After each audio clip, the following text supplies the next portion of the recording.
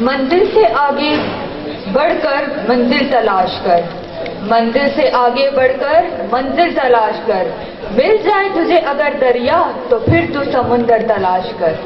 اب میں اردو سپیچ کے لیے بلانا چاہوں گی کوڈ نمبر 2 کو، وہ آئیں اور اپنی سپیچ کو یہاں پر پرفارم کریں۔ شکریہ۔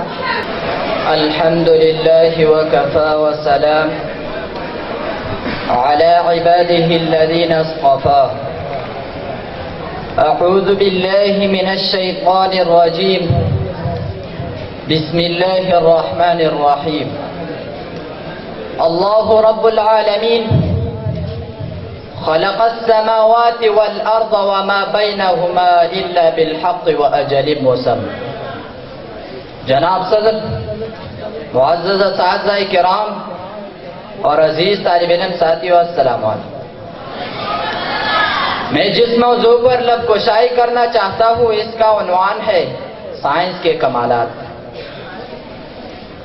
جناب صدر، تخلیق کائنات رب العالمین نے کی اور اپنی قدرت سے اس نظام کو قائم و دائم رکھا ہے۔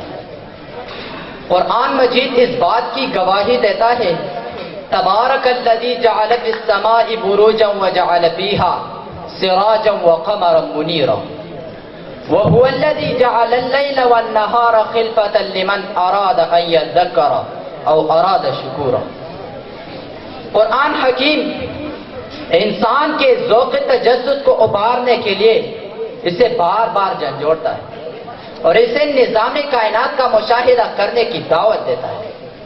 نہایت تدبر اور تفکر سے مظاہر کائنات کا مشاہدہ کرنے اور اس سے نتائج اخذ کرنے کی تلقین کرتا ہے۔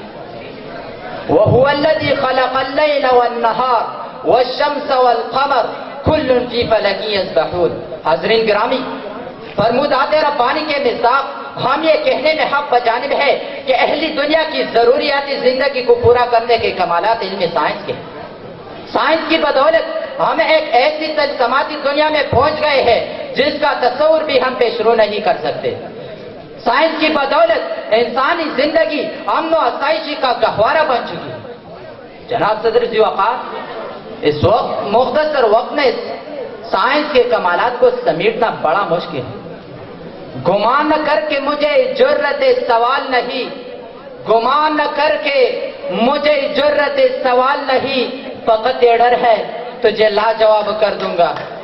ساتھیو، جن چیزوں کا ذکر ہم پرانے داستانوں میں سنتے تھے اور ان کی صداقت پر یقین نہیں کرتے تھے، آج حقیقت کا رخ ڈال چکی ہے۔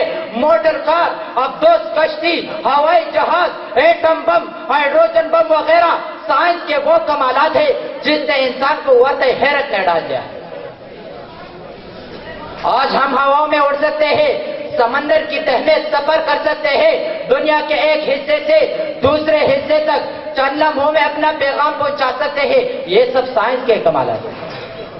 جناب صدر، اگر 18ویں صدی کا انسان دوبارہ زندہ ہو کر دنیا میں واپس آئے تو وہ کبھی پہچان نہ سکے گا کہ یہ وہی دنیا ہے جس میں اس نے ایک عمر بسر کی تھی۔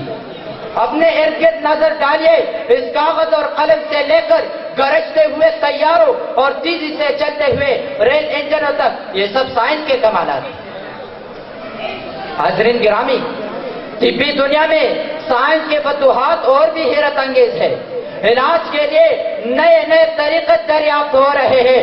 بہروں کو کان، اندھوں کو آنکھیں اور مایوس بیماروں کو شفا مل رہی ہے۔ آپریشن ایک معجزہ بن گیا ہے۔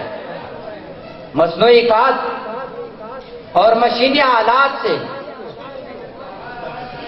کے استعمال سے ہر طرف اناج کی ریل پیل ہے اور فاضل اناج دوسرے ملکوں کو برآمد کر کے زر مبادلہ کمایا جاتا ہے۔ الغرض، سائنس نے انسانی معاشرے کی تعمیر و ترقی کے لیے نہایت اہم کردار ادا کیا ہے۔ میں اپنے تقریر کا اختتام اس شعر پر کرنا چاہتا ہوں۔ آنکھ جو کچھ دیکھتی ہے لب پہ آ سکتا نہیں، آنکھ جو کچھ دیکھتی ہے لب پہ آ سکتا نہیں، محو حیرت ہو کے دنیا کیا سے کیا ہو جائے گی۔ والسلام۔